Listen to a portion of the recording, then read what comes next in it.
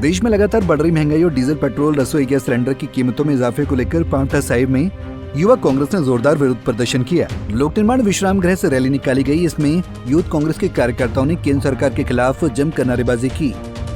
प्रदर्शन के दौरान युवा कांग्रेस ने महंगाई के प्रतीक स्वरूप केंद्र सरकार का पुतला फूंका और नाराजगी जाहिर की।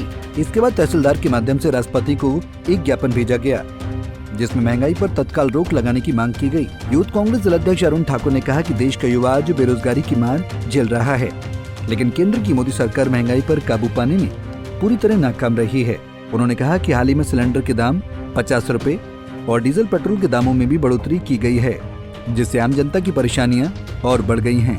उन्होंने केंद्र सरकार पर तानाशाही रवैया अपनाने का आरोप लगाते हुए कहा कि सरकार को जनता की पीड़ा की कोई परवाह नहीं है।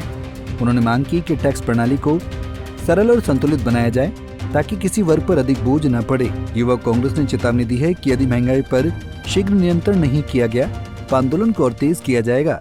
आज का जो ज्ञापन था ये हमारी नेशनल कॉल थी यूथ कांग्रेस की तरफ से, जो लगातार कीमतों में बढ़ोतरी केंद्र सरकार कर रही है। आम जनमानस के लिए जनविरोधी नीतियाँ जो लेकर लगातार आ रही है सरकार, उसको लेकर के प्रदर्शन।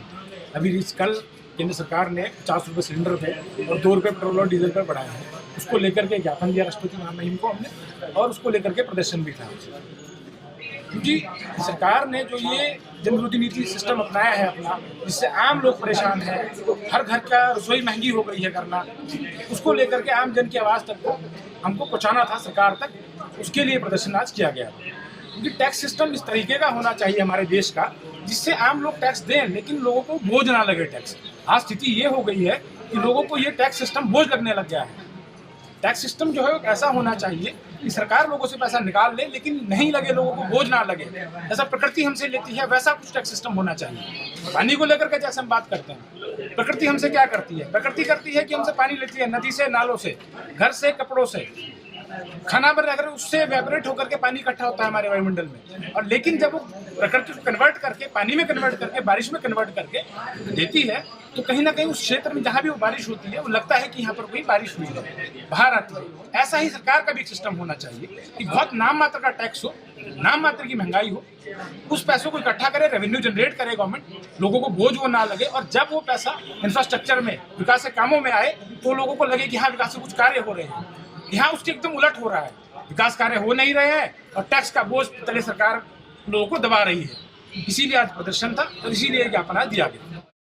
तरह से शुरू हुई थी और ये तहसीलदार ऑफिस तक हम आए थे, बाजार से होकर के रैली आज निकाली गई। पंजाब केसरी टीवी के लिए पांवटा साहिब से रॉबिन शर्मा की रिपोर्ट। हमसे जुड़े रहने के लिए हमारे YouTube चैनल को सब्सक्राइब करें और नई वीडियो की नोटिफिकेशन के लिए बेल आइकॉन को दबाएं। अगर आप ये वीडियो Facebook पर देख रहे हैं तो लाइक जरूर करें और ज्यादा से ज्यादा शेयर करें। इसी तरह के और भी अपडेट्स के लिए फॉलो करें हमारा Instagram पेज himachal.kesri।